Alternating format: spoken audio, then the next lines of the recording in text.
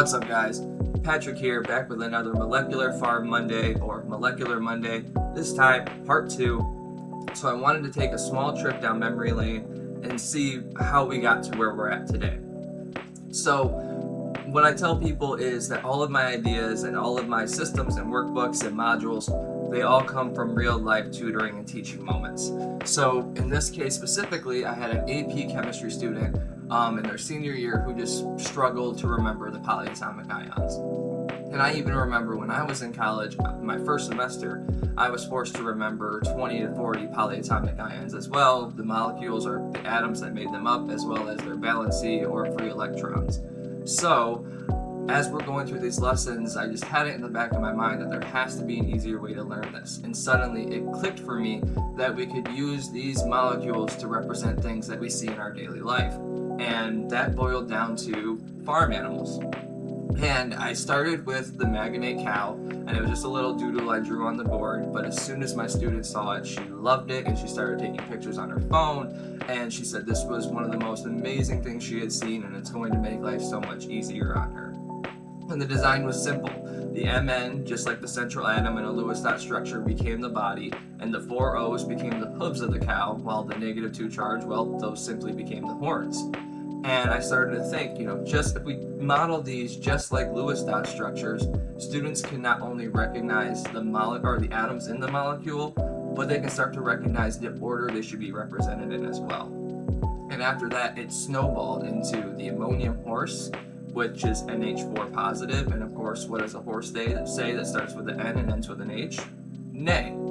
And so the puns started to reinforce the learning as students would memorize the molecules and the joke that went along with them, and then they would tie that to the animal themselves. And then we were able to create the Methane Chicken, which was one of the easiest ones to create. Central C atom, carbon atom, surrounded by 4 hydrogens. And once 2 of the hydrogens became wings and 2 became feet, the design was set. Even the Chromate CrO, except for the -2 charge being the beak and being the hardest thing for me to draw or get in the perfect place every time, that one came fluidly as well as the Chromate scarecrow, because I guess the Chromate scarecrows are scaring away the rest of the chromates. The Sulfide Snake was a little bit more of a joke on my part, but it did work out nicely where the -2 charge was able to become the forked tongue of the snake.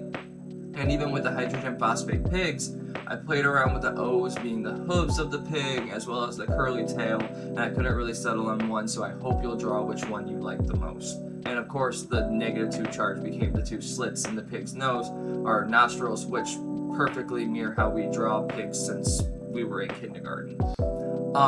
And more recently, we've been working on a new series which is going to take some of the molecules you see here and put them in a larger family. So we're going to have different variants of these molecules within the acid-base series with different levels of acidity and basicity, right? And that's going to be coming very soon. But if you are interested in learning more about what we have just here, we do have Tier 1 and Tier 2 available on our website you see below. And we also do a lot of posts like Molecular Monday at our socials you also see down there. But we also have mini lessons available as well if you're looking for some more bite-sized chemistry action. But I just wanted to say, looking back at this, thank you guys so much for being interested in what I do, because I genuinely am interested in it.